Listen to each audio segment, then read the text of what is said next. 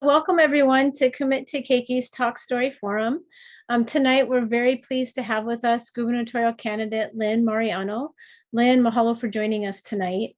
We'd also like to thank everyone who joined the call tonight, members of our steering committee, members of the business community, families, early childhood, mental health, and family support service providers.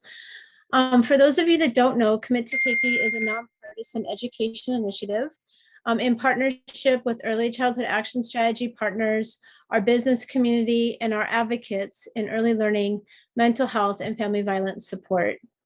Our primary goal is to be a resource to the candidates and our next governor to ensure that investments are made that support young children and families. Today, we have with us Terry George, President and CEO of the Harold K. Castle Foundation and Education Chair of the Hawaii Business Roundtable, who will be our moderator tonight. Let me go over just a couple of quick points about this talk story. It's intended to be a conversation. We'd like to hear from Lynn how he intends to prioritize programs for Hawaii's young children and families. Our moderator will kick off with some questions, and then we'd like to open it up to Q&A from the audience.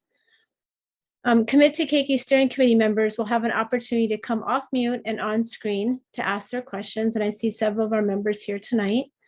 Others in the audience, please send us your questions via the chat function.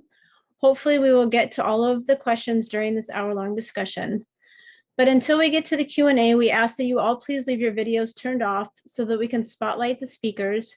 And this forum is being recorded and will be made publicly available on Alelo. Thank you all very much for joining in what is sure to be an informative and exciting discussion. Terry, I'll turn it over to you.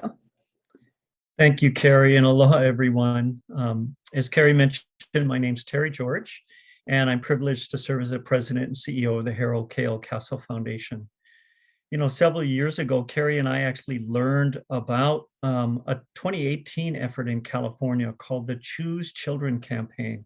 And that campaign resulted in California's new governor committing really significant state investments in early childhood health, safety, and learning.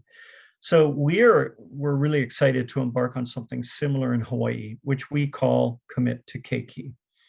Now, the result in California, as I mentioned, has had a significant impact on kids and families, and we hope and believe that the same thing can and should happen here in our home state of Hawaii. So without any further ado, it's my pleasure to introduce to you Lynn Mariano. Let me just introduce you. Lynn Barry Mariano, born and raised in Kalihi, Palama, retired from the U.S. Army in 1995 with 2 Bronze Stars, and from the Civil Service in 2015 with the Office of Secretary of Defense Medal for Exceptional Civil Service. Mr. Mariano earned his BA in psychology from Chaminade and an MBA from Golden Gate University. He's also a proud graduate of Farrington High School, class of 1974, I think, if I'm not mistaken. He has 3 decades plus of emergency management experience, most recently at Indo-PACOM, the Indo-Pacific Command of the DoD, headquartered here in Hawaii. And Lynn calls himself a uniter who can bring Republicans, Democrats, and independents together. Welcome, Mr. Mariano. And I promise to call you Lynn from here on because we're being informal. Well, thank you, Terry. Aloha, everyone. And Carrie and the team, thank you for the invite. It's kind of a humbling experience as I go around the state meeting voters from all over, all walks of life, and to see what I can do to help them as part of my platform to make Hawaii affordable. Well, we appreciate in the midst of all your campaigning to take this time with all of us on this Zoom call today, Lynn. I wonder if you could start by just telling us a little bit about yourself. Maybe a little bit, I hear you have a compelling story of how and where and when you grew up, and maybe why you're interested in running for governor. Yeah, and if I could, Terry, thank you for that kind introduction.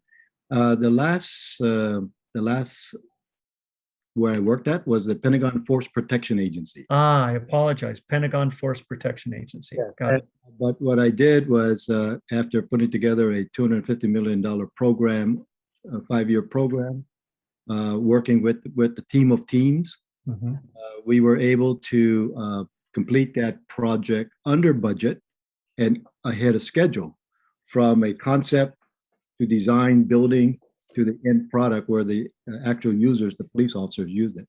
And so I was awarded the Office of the Secretary of Defense Exceptional Civil Service Award. I mean, it's unheard of in Department of Defense to get a project done ahead of schedule and under budget. Well, congratulations and a well-deserved honor. And we hope to see more of that. Oh, yes. In fact, that's one of the reasons. So, yes. Back to your childhood. Tell us a little bit about growing up and why you now want to serve the whole state as governor. Yeah, I grew up in Kalihipalama. I went to Liki, well, Puhali first, Liki Elementary School, then Kalakaua, and then Farrington High School. And our motto there at Farrington was enter to learn, go forth to serve. And that was a pretty serious motto that I took. And so when I graduated from Farrington, I joined the first neighborhood board under Mayor Frank Fassi. And at that time, it was his concept that he had to be the eyes and ears for him, for the people. And that concept still resonates today in Hawaii. And so during that same time frame, Governor Ariyoshi looked at some of my leadership potential and appointed me as the West Sub-Area Honolulu Health Planning Commissioner. And at that time, HMSA was, still kind of evolving. And so I worked on some of the committees to help to where it is today. And of course, through years, there's been evolution of change. And I got my commission from the University of Hawaii, ROTC, was assigned to Germany. And I tried to get off of active duty to stay home to pursue my political career because it was exciting. And I learned you can do more with legislation rather than just, being a bully in a thing. And being a short guy, I can be a bully just a short time frame anyway. So I've learned. So I was told by Mayor Fassi and Senators Sparky Matsunaga and then other mentors to stay on active duty, travel the world, learn about the people, the culture, the economic system. And then when it's your time, bring all that knowledge and experience home. And wherever I was assigned, I did that, learn about the people, culture, and economic system. And now I'm home to bring that experience to Hawaii. That's great. That's a lot of experience around the world that you can bring and within very many levels of government. I love that you started with the neighborhood board under Frank Fassi. So let's turn to children if we can, Lynn. As you know, Commit to Keiki has 3 priorities that we believe are really critical for healthy early childhood development. And the first priority, and I'll ask these in turn, but just to remind the audience, is access to affordable childcare and early learning programs. And our second priority is access to family violence prevention and intervention programs and services. And then third is access to early childhood and ohana mental health supports. So I'll start, I'll ask you a series of questions about how your administration is going to support each of those priorities, Lynn. But let's start with the first one, childcare and early learning. We recently shared with you in your campaign a statewide poll that Commit to Keiki commissioned that asked voters a series of questions about issues of importance to them and what they believe our next governor should address when it comes to our youngest children and families. And what was wonderful and surprising to some, not surprising to us, I think, was that 74.5% of all respondents believe our next governor must invest more to create a series of high quality, publicly funded, community-based childcare and early learning programs. Given that level of voter support for that, Lynn, how will your administration, when you're governor, support increasing access to affordable childcare and early learning programs that's also of high quality? Well, Terry, one of the things that's is very important to me, because as I was growing up from a large family, I went to public school. I had the fortunate to, at one time go to private school, but since my parents couldn't afford every one of us go to private school, we all went to public school, and I'm glad I did. And so the education level that's there is important. So you'll hear, so I'll just put it up front. I don't have all the answers, but I do know how to bring in the right mix of individuals. I call stakeholders, and then work with the legislature, the Department of Education, and to support bills that will provide, like tax credits for school supplies, training resource and access, to retired teachers or kupunas, to help with that type of level of education and training. Because one of the things that I've learned throughout when I was growing up, as I had some challenges, with reading, writing, arithmetic, I've had teachers stay after school to provide that additional assistance and training. And so, with the economy the way it is, most parents need to work, but sometimes it doesn't make sense for both parents to work. So one would have to stay home. So I would go ahead, my administration, work with the Department of Education and appoint the right type of individuals so we can build a program that will nurture the learning ability for stay-at-home parents, so they can get the right type of training that's needed so that they can help their kids at home to learn. And every year, provide them the next level of training that they have to do. And then, so that means that families should have additional, rather than just federal tax credit, more state tax credit, because that's a working family member at the home that needs to have that type of resources. So discretionary income would be paramount for the parents staying at home. Great, that's helpful. And just as an aside, we've learned that some of the reasons that parents stay home to care for their children is because of the lack of access Yes. to childcare and early learning in their neighborhoods that's easy and affordable and of high quality. Yes. So I wondered if you had any views on that. Yeah, and that's one of those things, if we don't try to help, and we don't try to help like we have in the military model, where we have, again, you have these make-up child cares at home, to help families, make ends meet, and then also it becomes like a daycare. Well, so working with the state legislature and then, I wouldn't say legalizing, but making it so that it is accessible. So families that join together in a community, that work together and just say Lynn's house would be a child care place, then everyone agrees with that. Then the state should provide the necessary resources, and Department of Education should also provide the training that's realized so that that child care, daycare center or preschool is equipped with the right set of tools, and it's also checked and monitored so that, of course, there's no abuse or anything. And then there's a level of care that's going on in that community, because that, to me, that's kind of important. And that's all part of that ohana. We've had that.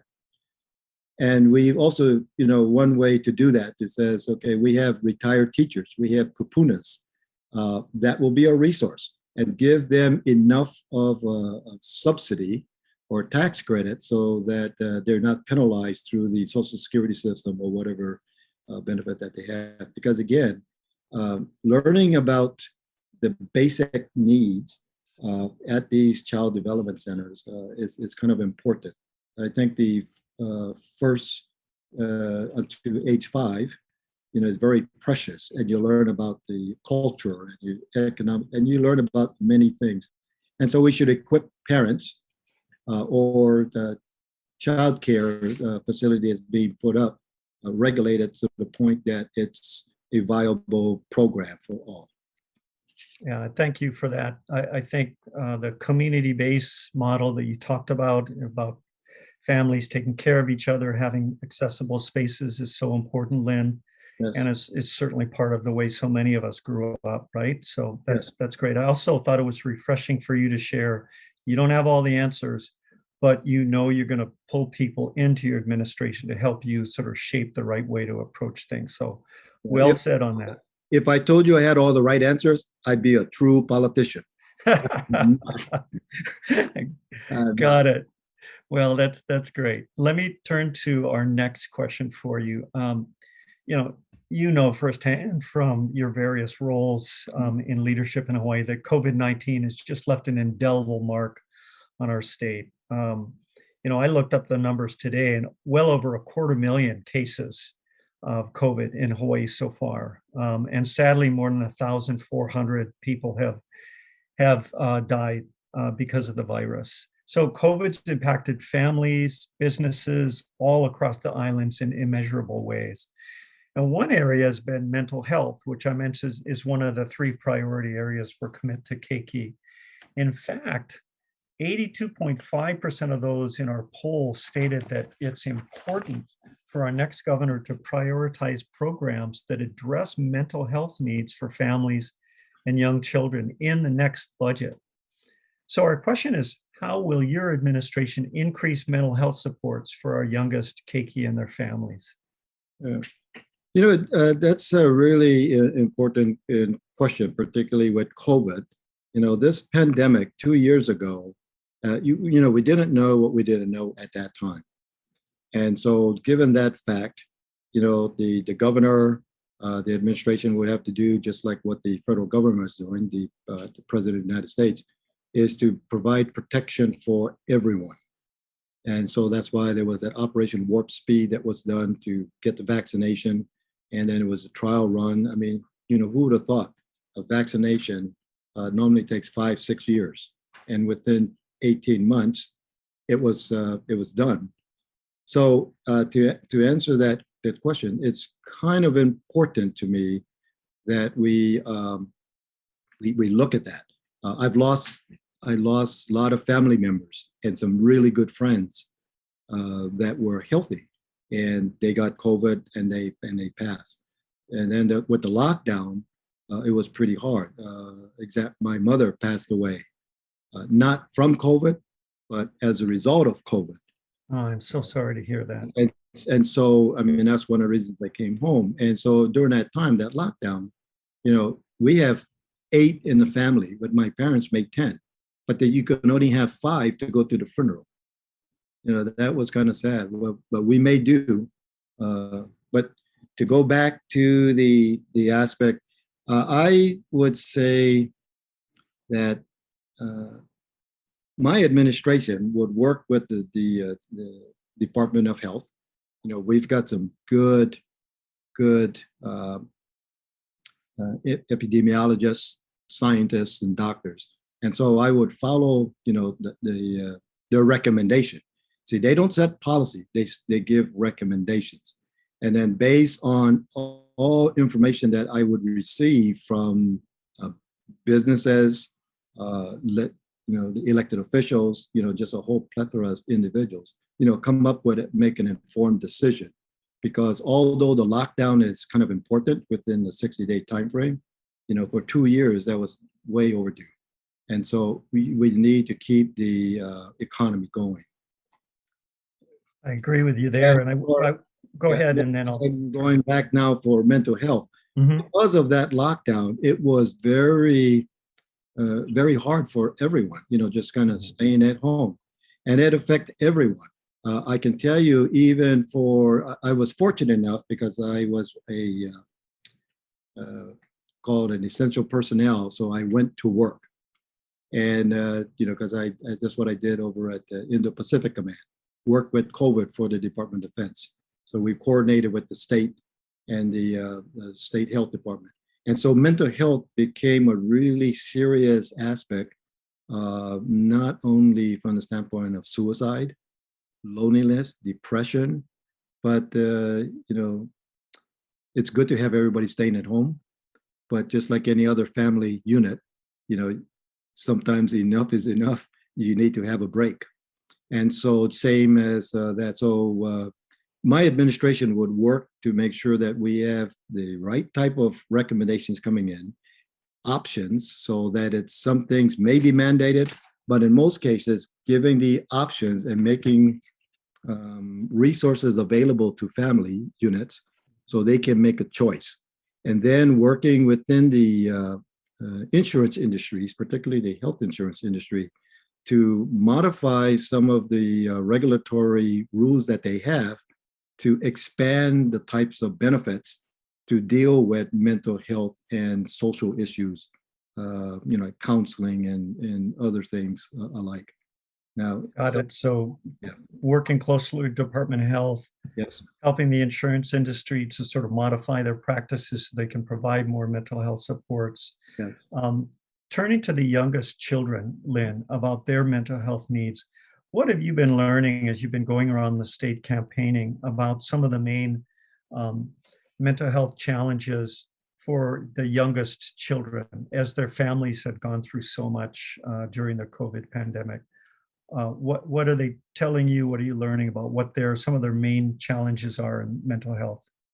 Yeah, it's hard to really do a broad stroke on that. But for some families that I did deal with, those families that were made even before COVID, because of the high cost, the economic challenges that those families face. Some of them are working 2, 3 jobs just to make ends meet, working paycheck to paycheck. And because of that, there's a lot of stress on the family. So that also gets down to the kids. And then with the children, they're feeling the stress. And so, of course, my parents always wanted to do more to make it better for me. But our family, and there was so much uncertainty that's been occurring that it was kind of a challenging thing. So some families that, again, both parents are working, breadwinners, they, since they're working, the kids are often left alone. And so they have to fend for themselves. And that has an impact on social dwelling and economic. And then those that's middle class or even that can make ends meet, they're busy doing other things. And so it's a different type of dynamic. But all in all, the psychological impact needs to be monitored. It needs to be cared, because one of the things that oftentimes I see is even when they're going to the restaurants, they're all on their telephones, they're all doing something. And we need to kind of do away with that and bring back what we've done in the old days, and that is interpersonal relationship. Exactly. And that kind of helps out. And so playing in the yard, going out playing tag, those are fun and games, but those are social things that release, and it helps build character, and it's part of that development aspect.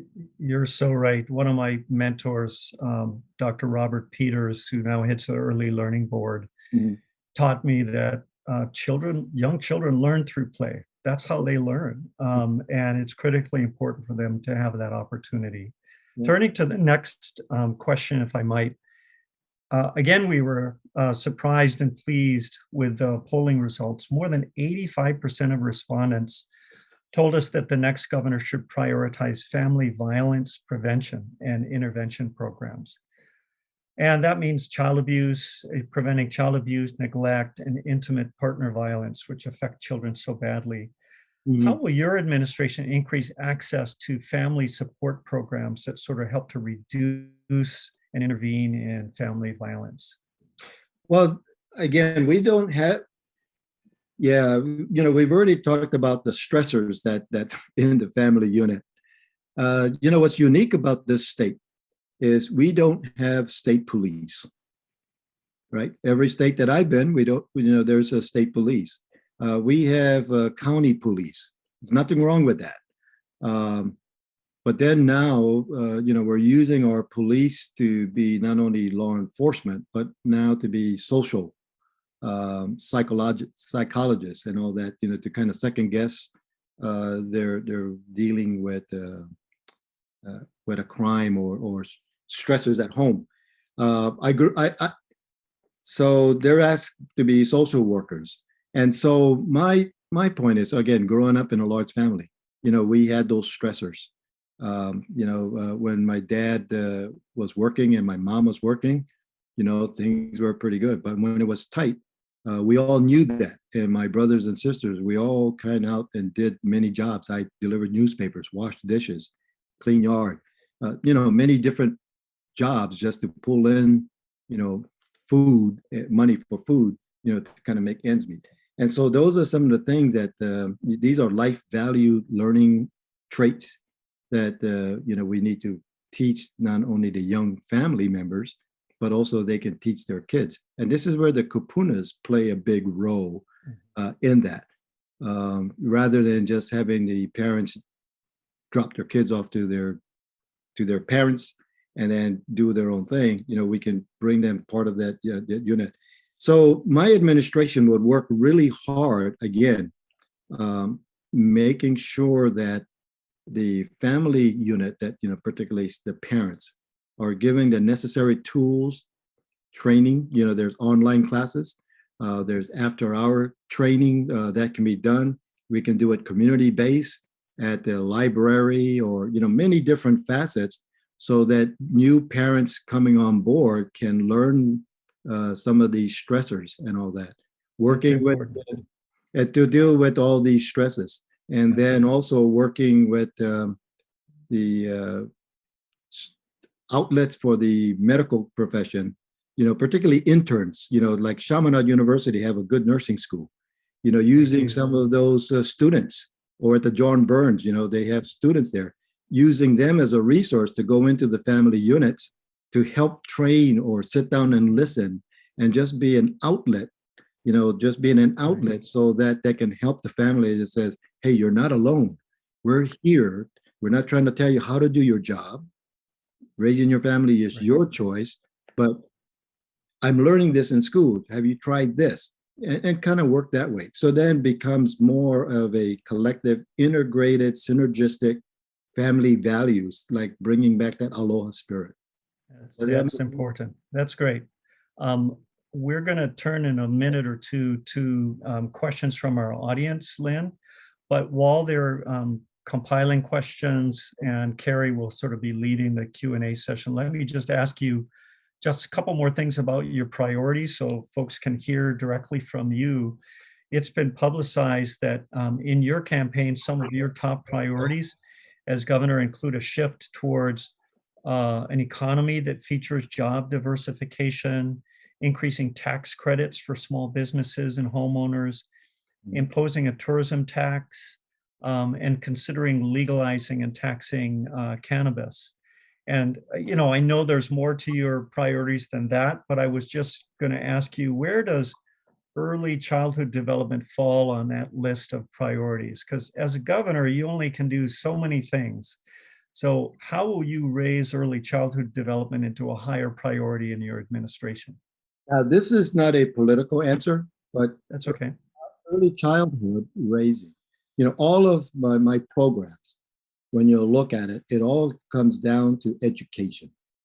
So you learn, from early childhood all the way to you graduate from university or college. And not everyone can go to college. So, I remember growing up, there was lots of trade schools. So we need those individuals that can't go to college, put them in a trade school. So early childhood development is top on, it's top of the list. It's something that and it's part of my education plan. It's part of my economy plan. And one of the things, is food security, like farming, agriculture, fishing. I talk to farmers, I talk to agriculturists, and that profession seems to be dying because it's being grown differently. So we need to have even early childhood, and I like what the Hawaiian cultures are doing. Getting the children involved in planting, so we can give them that teaching for that Aina. Yeah, all that Aina-based education, which often starts very young in life. That's great. I think it should be done at the public school and also in the private school. Yep. Yeah, it is. In increasing amounts, it is. I'll just leave with one last question and then turn it over to you, Carrie. One of the things that's happened during the pandemic is a dramatic loss of spaces for our youngest Keiki in preschools, childcare closures, and families just making a really hard time making ends meet. So we need to increase childcare options for Keiki birth to age 5. How are we going to do that? How are we going to increase those preschool spaces, those early childcare programs again? Well, like I said earlier, to me, I think we can do it community-based.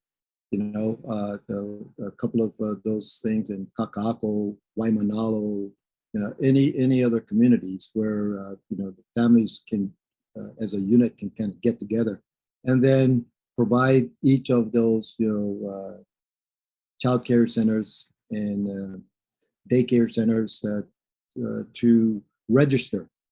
So not as a penalty, but if they register, then we can provide them the right resources to make sure that the Keikis are given the right type of level of education. And also the parents and the kupunas and the student teachers that's there, that can also get the right level of education so they can support each other to grow the family unit. That's great. So Carrie, over to you. I think we're having a conversation with someone who believes in community-based solutions, in strengthening families, providing them supports, in making sure that government plays its appropriate role, and ensuring that we have a healthy, strong economy that will allow us to invest in our children. So I don't want to put words in your mouth, Lynn, but that's sort of what I heard. That's what you're all about. Yes, and then one of the other thing is, as governor, as I get the right staff, administration in, my job as governor is to help find the necessary state funds, okay, and then work with the county mayors so that they can have the right type of funding, for each of their communities in each of the islands. We're the only state that doesn't tax the property tax. Earmarked specifically for school. Yes. I would kind of explore that opportunity. And then the second part is, there's the whole Department of Education. I would go ahead and work with our federal legislatures, lobby to get funding for Hawaii, because we want to be the model. Just because we're the 50th state, it doesn't mean that we have to be ranked in the lower tier.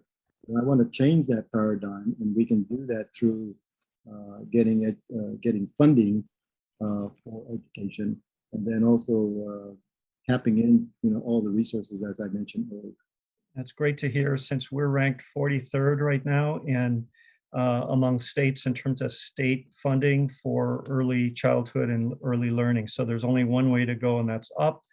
And now it's over to you, Carrie, for leading our Q&A session. Thank you, Lynn, so much. Yeah, thank you, Terry. And thank you, Lynn. And if I could please ask, so we have several steering committee members that are here tonight. We have Nancy Creedman, who's with the Domestic Violence Action Center, does a lot of work in intimate partner violence. We have Amanda Looning, who does early childhood mental health. And for steering committee members, if you wouldn't mind coming on video, that would be awesome, so we can have a conversation. We have Alice Luck, who is from Kauai and does a lot of work across Keiki to career. And they have a nice early childhood priority set. And then we also have Kaiulani Laeha, who is from Ahapunanaleo. And so you talked about Hawaiian-based immersion programs, and Kaiulani represents the Hawaiian medium. And then we have Kanoa Enos, who is representing family support programs. So excited to have you all here. I'll turn it over to, I'll actually start with a question just to get us warmed up. One thing that you shared when we met last week that I thought was really interesting is you talked about the combination of kupuna care and childcare. So can you just say a little bit about what you envision for that co-location and how that's a win-win? Well, as my mom was getting older for kupuna care, we went around to look for care facilities for her. And my mind got not only boggled, but I was just, words can't describe, as you can see right now, even now, that there's not enough facilities to care for our kupunas. And then when you look at the early child care, it's the same thing. And so now we have these child care development centers, or families, friends, opening up their own daycare centers, and it's not regulated.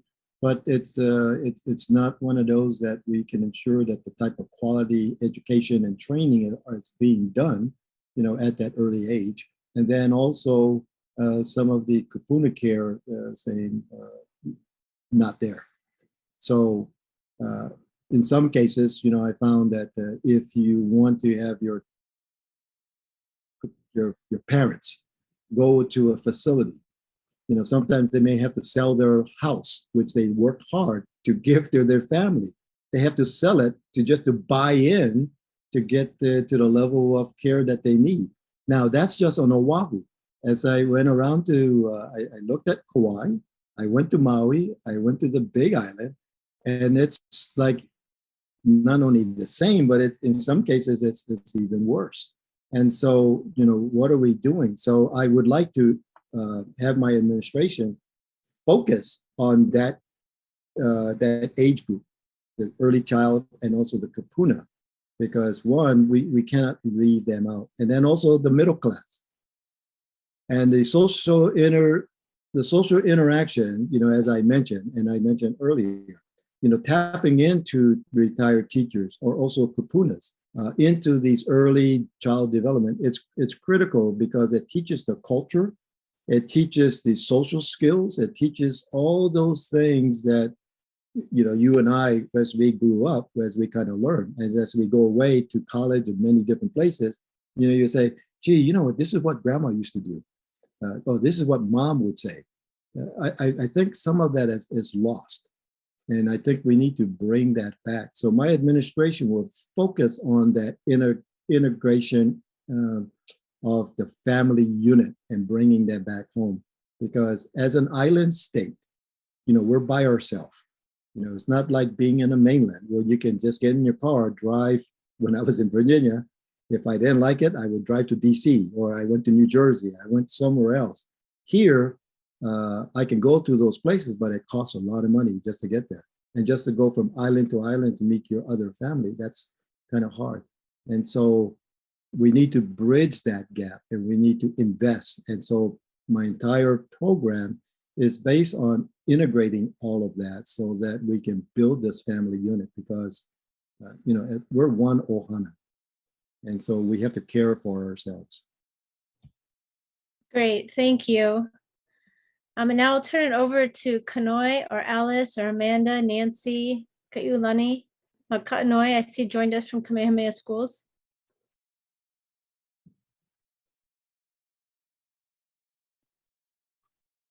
I'll start off. Okay. Thank you for being here, Lynn. And I was wondering specifically about the neighbor islands, what you see as the biggest barriers to addressing the 3 pillars for the neighbor islands. Well, one is education is one. And all of this ties into my whole economic plan that I have to not just minimum wage, that's kind of against raising the minimum wage. What I want to do is focus on bringing in higher paying jobs, diversify the economy. We have tourism and we have the military, and then we have federal and state employment. We need to expand that horizon, invest in our farming, agriculture and fishing industry, and then many other things like IT, transportation infrastructure. And part of that is, and I won't get too much into it, but to tie all that in, bring the super ferry back, in a smart way so that it ties in the islands, or any type of multimodal type of transportation that's in the future, like hydroplanes or something to make it fair and cheap for the kamainas so that we can go across state lines. And modifying the Jones Act. Right now it's an over 100-year-old act, and you can check out my website to learn more about it. But the bottom line is this: it still recognizes Hawaii as a territory. We've been the 50th state since 1959, and I'm not sure why our elected officials haven't pursued that. And if we were to do that, then all imports and exports coming in that bypasses Hawaii currently and going to the mainland to get reflagged, and then coming back here and raising our costs over 21%, we can modify that and then literally like eliminate that 21% tax, and then open up the ports so that all supplies that comes from the Indo-Pacific area come straight into Hawaii. And then we build infrastructure around that, and that builds schools. It creates more jobs, higher paying jobs, and then we can grow the economy with that. And also that drives competition. And by doing that, we can get the best and brightest that's coming in, not only from the islands, but from the mainland and also from our international partners to come in and give us the right type of training and education that we need. But we have to set the standards. And my administration will work hard to try to provide that type of guidance. And I would need help from all of the elected officials, the Department of Education, your organization, and the organizations that support your organization as well, to bring them all in to come up with a common sense approach and cut red tapes where red tapes are being that need to be cut, consolidate where we need to consolidate so we can do economies of scale, and then come up with a priority and a phased approach in which we change this educational dynamics around, from the early child age, through the intermediate, high school, college, or trade school. Thank you, Lynn. I heard, and I put it into chat. I think one interesting opportunity would be to revisit that Jones Act to see if we couldn't create revenues. I think we'd all want to encourage you to think about making sure those revenues then were earmarked for young children and families. Yeah. Oh, exactly. There's something that came up, says, please ask those to give you permission to record. I'm just closed it. No worries. No, you're exactly right. Once we do this, again, it's part of that whole plan. It's part of that phasing approach. We need to earmark in our budget, and in my budget that will be submitted in education. It's going to be that. And as I mentioned to you, to your group last week, one community that's oftentimes neglected, and those are the groups with disability, people that have, disability. My wife is visually impaired. She gets, my father-in-law is visually impaired, and it's a genetic disease. So she went to the state and got some training from Ho'opono. And, then there's a Randolph-Shepard Act, which is a national program that makes it an even playing field for vendors that's visually impaired to be able to compete against sighted individuals to have a fair and equitable competition, get jobs. And so you'll see blind vendors at the federal, state buildings, and they're there because they're given an equal opportunity. So the that's missing, particularly in the younger, is that the people with the disabilities, and that should be earmarked, and we should never, and as long as if I'm fortunate to be governor and in there, make sure that it is earmarked, that level and that escalation of increase of funding escalates over the years, and never cut that, because it's important. I like the sound of that. We're gonna now move on to Kanoi or Amanda or Nancy, Kaiulani or Kanoi, if you have additional questions. Hi, Lynn. Oh, go ahead. Sorry. Go ahead. No. Hi, Nancy. Hi. Just really quick. Hi, Lynn. My name is Amanda. I'm on the board with the Infant Mental Health Association in Hawaii. And I heard you talk about a lot of things that were kind of pinging for me in relationship to family strengthening. And we know about those critical early years. You mentioned the word precious. I think that's a great word.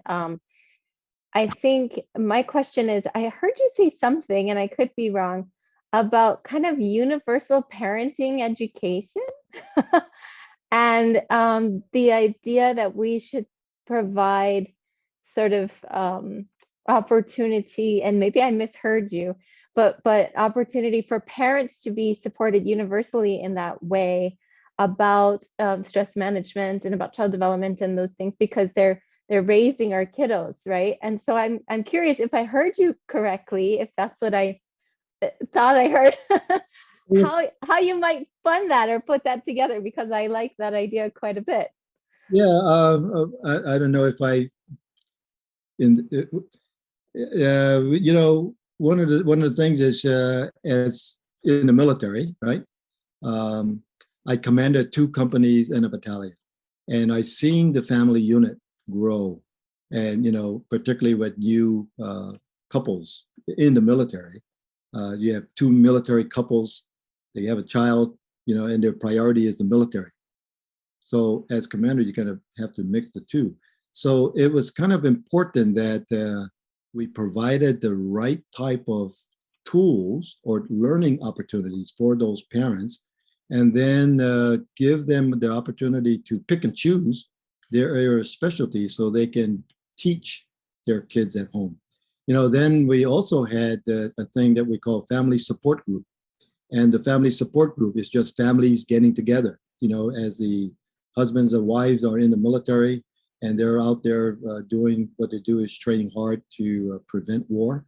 You know, the family unit sometimes not as forgotten. So they have these family support groups that gets together and they work together to see the shortcomings and the needs for each of the families that's there, from a private up to a colonel, and because everyone is has some challenges, and so everyone's training for, you know, for the young families, and so we all care about that. That same kind of model we can do here, and so it's not a broad stroke universal aspect, but you know, we give this certain type of tools that's available. You know, distant learning is an example. Going to the local library and having every Wednesday classes, so parents can go and learn. And so then also they have a break from their kids at home, and then go back and then have these learning skills and using the student teachers along the way, and then also kapunas to help provide that type of training that's needed, because it's all part of that. It all helps with the stressors. I mean, I grew up with that type of environment, not in that unique expert environment like that, but I've always said that if I had the opportunity to promote something, that's what I would try to promote, because if we don't do that, we're really losing our family values and the opportunity to socialize, to become good, productive patrons and citizens. I hope that's a good question. Yeah, and thank you, Lynn, and thank you, Amanda. I think on that note too, we want to make sure we hear from Nancy and Kanoi, because they both operate and work in this space. So Nancy and Kanoi, I'll turn it over to both of you before we close. Thank you. Thank you. Good evening. Thank you for being with us. My name is Nancy Friedman, and I work with the Domestic Violence Action Center. I'm sorry I was a little late, but I did hear you describe some of the stressors that impact families, which may result in the need for family violence intervention programs throughout the state. I was wondering if you could share with us some of your thoughts for reforming the system, which currently isn't working as well as it might, to support families beyond economics and parenting education, which I sort of like the idea, but when you think about what's needed for a parent to get to a Wednesday evening parenting class, if they don't have childcare or if they have 2 jobs, it makes it challenging. So anyway, the system could use a little reform. I was wondering if you had any thoughts about that. Well, that's a good question. I will tell you right off the bat, I have an idea on how I think it should work. I don't have all the answers because, you know, there's many different factors that there's some things that I can control. And then there's other things that I'm going to have to work with, say, for example, the teachers union or to, you know, any other type of organization, you know, maybe having something to do with the private partner teaming, with the state and the counties, so they can do like adopt a school type of thing, so that we can raise the level of education across the spectrum. I don't have all the answers, but bringing in the right mix of individuals to sit down and really do an offsite, put the phones away, and just really sit down and come up with the facts as we know it then, and then give us some time to nurture it. And then if there's something that we can fix right away, I call it a low-hanging fruit. Let's try it for 6 months and see if that's the path we want to go. And if it's not, well, let's bring it back to the drawing board, and then let's see the lessons learned from that to kind of move ahead. And then there's a long-term effect. The ultimate goal is to have a productive family and in a good learning environment, not just only at the private school, because everyone says if you want to get ahead, you got to go to private school, right? And now here I am. I'm speaking the kind of broken English. You got to go to private school. There's nothing wrong with public school. And so, per capita, we have the largest public school in the country. When I went to Farrington, my graduating class of 74, we had over 1,100 in the senior class. I mean, that's a lot. I tell that to friends in the mainland. They said, "What? We only had 30." So to get back with that, I don't have all the answers, but bringing in the right people, seeing the low-hanging fruits, trying some things, in a 6 months time frame or within the first 100 days of my administration. And if things are not working out budget-wise or we need to tweak it, we tweak it, and then we move ahead. Because the only way, and then if I don't bring in the experts, then all we're doing is we're putting lipstick on a pig, and it ain't going to get any better. So we need to fix that. So thank you for that. And I would need help in that portion, and getting the right smart individuals in the room. We can make this happen, and we can also have economies of scale in that regard. Great. Thank you, Lynn. And to close this out, Kanoi, and then we'll turn it back to Terry. Yeah, just a quick question. Mahalo, Lynn. I appreciate you taking the time. It's very, Nancy took my question, as she often does. But for me, I would speak specifically when we look at, like, we talked about parenting classes, right? And then, like, for me, it's like I spent years on the ground as a social worker. It's very hard to engage fathers in sort of historically disadvantaged, socioeconomically disadvantaged communities, especially then to come in to tell them how to be a better father. Like you walk up there missing a tooth sometimes, right? I mean, let's be honest. How do you engage those kind of communities who historically have felt, who if you look at historical context, who've been stripped of their identities, stripped of their purpose, right? And when you turn a blind eye to that, and then you're looking at it historically 3, 4, 5 generations and go, hey, do better. How do you address something like that? How do you really reinstill purpose into communities who feel like we're never given a purpose to begin with? Well, that's a really, I kind of experienced some of that when, growing up, particularly in a disadvantaged in a family unit. But, again, the family all just kind of work together. I'm sure you watched the series, if you haven't, the Blue Blood, with Tom Selleck, and, they have that family gathering. Well, we had that same thing every Sunday, regardless of where we were. We all got together on Sunday and we sat down and we talked about many different issues. And, and that's part of that family unit. And just like anyone else, you have to have pride. You have to give people pride in something, and you got to break that stigma and kind of go forward. And let me give you a good example. When I was a commander, I had to discipline one of the soldiers, and the soldier was a Samoan soldier, and he thought I was going to give him a break because I was from the island. Make a long story short, I gave him the discipline, and I said, you got 45 days to turn yourself around, so I'm going to suspend the punishment, put it in a drawer. After 45 days, if you do right, we're going to take that discipline out of the drawer, which I did, and I tore it up in front of him. And I said, now you got 2 choices. You can throw that in the trash, or you can tape it up and put it in a picture frame so that in the event you try to do something bad, you're going to remember this. Well, 20 years later, I'm over at the Pentagon. I've not seen this soldier anyplace else. I'm walking through and he says, Captain Mariano. And I looked and I said, the voice sounds familiar. I don't know who that is. And he said, you remember when I told you, sir, that you took my pride away and you said to me, no, I didn't take your pride away. You gave it to me. And then you gave me the discipline. Well, he went from a corporal, he made it to a warrant officer, and he was getting ready to retire as a W-4.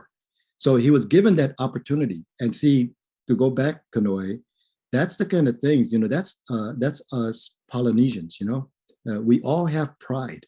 And if we take that pride away, and again, it goes from the early childhood, and if we don't grow that positive attitude and give them that tough love when they need that tough love, then all is kind of forgotten. And so this, I get Christmas cards from him, we reconnected. But again, he took his pride back because I gave him that opportunity, and that's one of the things that we have to do as colleagues, as friends, as partners, to kind of work together to build that type of environment versus, hey, if you want to get ahead, you got to go to private school. Well, what that tells me, if I'm going to public school, I'm not going to get ahead. Well, that's wrong. We should bring that level of education and then have it so that it's kind of school choice. So right now there's a monopoly. I just saw in the paper, I didn't read it in detail, but they're raising the rates of public at private school. So now, it's just never-ending cycle. So we need to break that cycle. We need to come up with new alternatives. We need to change the paradigm in which we think. And if I'm fortunate to move forward, that's one of the things that we need to focus on is earmarking those funds for early childhood, social, psychological, and also working with the kapunas to kind of tie it all in, because again, we're an island state. We can do better. We deserve better. And, as a leader, I like to present and give that opportunity for everyone to excel. I hope that answered your question. Yes, thank you, Lynn. Appreciate it. Thank you. Yeah, I think that's a great way to conclude on that uplifting story and that note of working on this together. So Lynn, on behalf of all of us on our Zoom call today, I just want to say how much we appreciate you taking the time to engage in this conversation and hope you found it as rewarding as we did. And for everyone on the call, if you like what you heard and you want to learn more about Lynn Barry Mariano's campaign, please go to www.marianoforgovernor.org. And a quick reminder, we're actually going to be holding our next talk story tomorrow, Tuesday, June 14th, with candidate Vicky Cayetano from 7 to 8 p.m. So we hope you'll have the opportunity to join us. And finally, on behalf of all of us with Commit to Keiki, just thanks for joining us tonight. For more information on Commit to Keiki, please follow us on Facebook, Instagram, and Twitter, or go to our website, which is committokeiki.org. Mahalo, and have a great evening, everybody. Thanks so much, Lynn. Thank you, Carrie. Thank you, Carrie, and everyone, for allowing me to participate. Mahalo, Lynn. Aloha.